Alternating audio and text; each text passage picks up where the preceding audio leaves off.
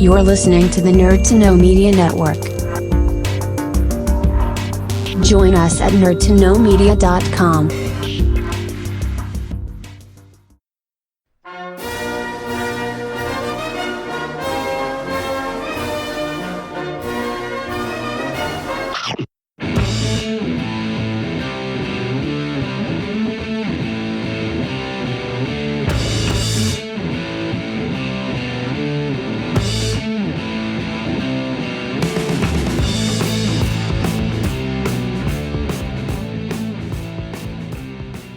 Hi everyone, and welcome back to another episode of Bite Size Britain. I'm your host Chris Tetroplay, and thank you so much to everyone who has listened in to the episodes that I dropped on launch day. In particular, the Mary Rose episode looks to have been a particular hit. So I've got more to come from the Portsmouth Historic Dockyard, since you guys who are listening seem to find that one quite interesting. I do too, like I said in the episode. There's so much I could do there, but for the purpose of today, I'm coming a little closer to home again in one of the episodes of many, I would imagine, that I can do on the magic of Dartmoor. So this past weekend, I visited a particular spot up on Dartmoor that I haven't been to for a number of years, and one that I did know sort of a vague history of back then, but I kind of, because out of sight, out of mind, I suppose, because I've not been up there, I had sort of forgotten. So it was great to go back up there, and only about 20 minutes away from where I live in Newton Abbot, sort of a 20-minute drive, 4 miles northeast of the village of Widdicombe, which most people will know from obviously the very famous folktale of Widdicombe Fair, is Hound Tor. So the beautiful thing of Dartmoor is all these tours. They've got, locally they do the 10 tours challenge, where you walk between all the tours basically across Dartmoor. And yeah, one of those tours is Hound Tor, also known as Hound Tor. It is said to be named mainly after the shape of the ragged silhouette of the rock crest of the Tor, and from certain angles it is said to resemble a pack of hounds, obviously giving it the name Hound Tor. And part of its legend is actually that the Tor was once a pack of hounds that belonged to Bowman, who is a mighty hunter, and there's actually a rock formation dedicated to him as well called Bowman's Nose, very close by as well. So the story is that the Hound Tor itself was actually Bowman's pack of hounds, who were turned into stone by a wicked witch. That in itself is a reason to go up there, but sort of not just steeped in folklore is this particular location, but also it's got a particularly historical relevance as well. If you visit the rocks of the Tor itself, Hound Tor, and your short walk down behind it, it's about a 10-minute walk from the main car park at Hound Tor, you'll actually find there is a deserted medieval settlement there that you can see, and it is actually it falls under the English heritage currently. And this deserted village was actually excavated in around about the 1960s, and it is believed to have been in an area that was farmed in the Neolithic period. I believe it was around sort of the time of the Norman conquest, I think. It was sort of given over as land, and actually has a listing in the Domesday Book as well as early as 1086. And this particular medieval village, it was listed at that time to have been home to 6 households, 7 cattle, 28 sheep, 18 goats, and ruled by a certain Lord Reginald. Now the remains of the village, as you can see them, if you go to them now, consist of 4 longhouses. There are 3 barns, and there are 3 other buildings there that they've as yet, I believe, not fully identified as to what they would have been. But the interesting thing about the longhouses is, sort of back in this day that they were built, obviously it was on land that was being farmed, even though it's quite harsh conditions up there.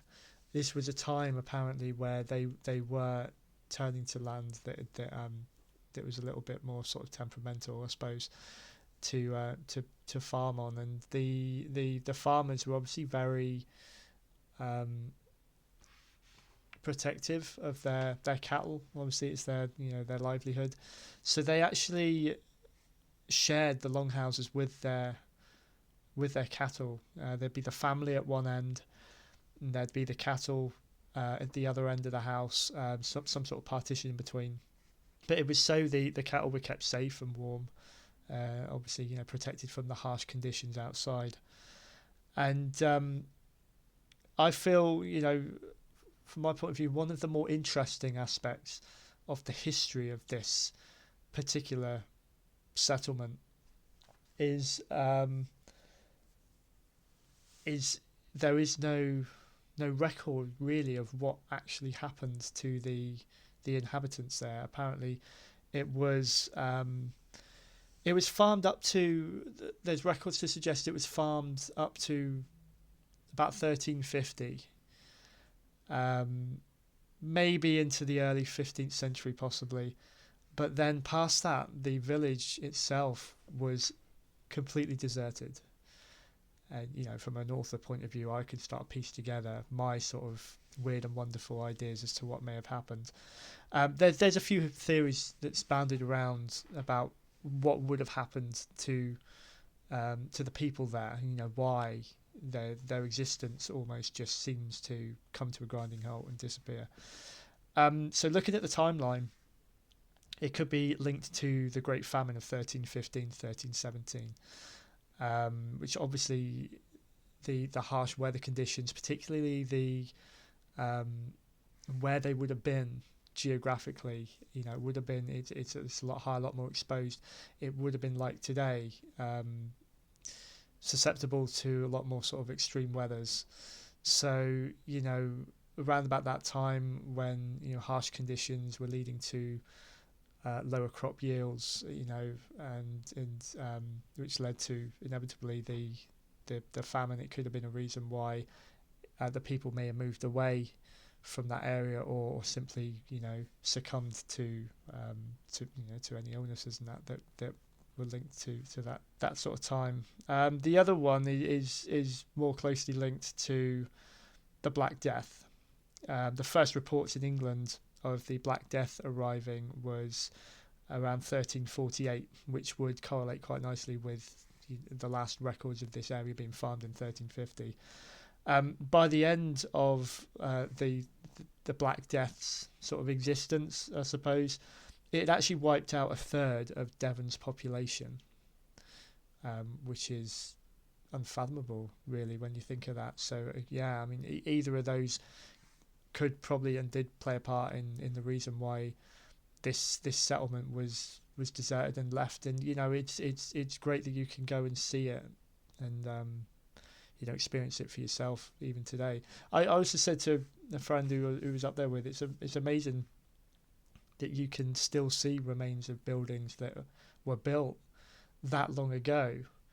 The foundations of it still intact, and you consider how long houses and buildings they build today are going to be around for. Probably not sort of 700 years time.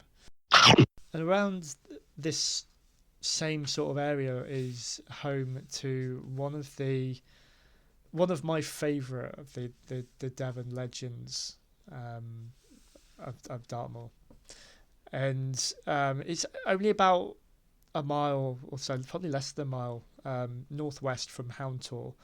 You will find at a crossroads there is actually what is known as Jay's grave. Many of you may or may not know the legend of Kitty Jay and Jay's grave. I'll give you just a little rundown, just a little flavour of it. But it's the piece of Devon folklore that I first discovered. So it is, it's always going to have sentimental value for me. But sort of around the late 18th century, there was a workhouse girl called Mary, or affectionately known as Kitty J. She was employed at nearby Canna Farm, and as the tale goes, she was seduced by the son of the house, and so ashamed and despaired was she about this that she actually committed suicide. And treated as a suicide, she was actually buried at a crossroads where 3 villages met. So none of the villages would need to take responsibility for her, which is a horrible thought. But I guess back in that time, it was fully accepted that that's what you did. And all this, she was buried at this crossroads, and it was the legend was treated more as hearsay for many years, until in 1860 someone did actually exhume or excavate the grave and found there were bones which they determined belonged to a young girl. So it gave more sort of credence to this tale.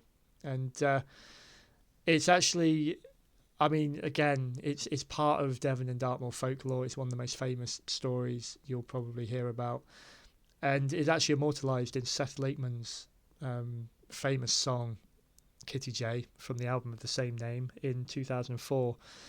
And when I first moved down to Devon properly in 2005, Seth Lakeman was the first folk artist I discovered while I was working at a music shop in Exeter. Had never really made an effort to listen to folk music. Someone put his album on in the store. I absolutely loved it, and it was this song Kitty J that really grabbed me. It's just him and in his violin. It's so powerful, so haunting. And then you listen to the tale that he's telling, which is this story of Kitty J. It is a heartbreaking tale, really, and it's such a beautiful song. And that was actually the point at which I became interested in storytelling in music, so songwriting or just tales that were being told. And it was Seth Lakeman's Kitty J that started that going. And one of the more mysterious aspects of this tale is the fact that on this grave at the roadside, there are always fresh flowers laid on the grave, and to this day, nobody knows who puts them there or how they get there. There have been people actually stake out the site overnight, finding the flowers, older flowers, more withering flowers on there before, and then wake up, the next day, and they find the flowers, there's fresh flowers there again. They've never been able to prove how they get in there, and that to me is just symbolic of the magic of Dartmoor, and the mystery as well. But there's definitely more to tell, across. I'm sure there'll be more of these that look at Dartmoor, but that is it's just the beginning, I guess. I'd like to thank everyone who is tuning in and enjoying Bite Size Britain so far. Please do continue to listen in. I'm aiming to drop a new episode every Tuesday, and it's available on all your main podcast platforms: Spotify, Apple Podcasts, Google Podcasts, and there'll be more added to that as time goes on. To follow more news about this podcast and my other shows, please do head over to my Facebook and Instagram pages with the handle @DMTPodnet, and that's Dead Men's Tales Podcast Network. You'll find past shows that I've done for Dead Men Talk, for Once Upon a Turnbuckle, and obviously on those pages you'll find news about new episodes for Bite Size Britain when they land, and sort of trying to garner some ideas for future episodes as well. So please do get in touch if you've got any particular places that you feel deserve a mention and deserve an episode dedicating to them. Please do get in touch.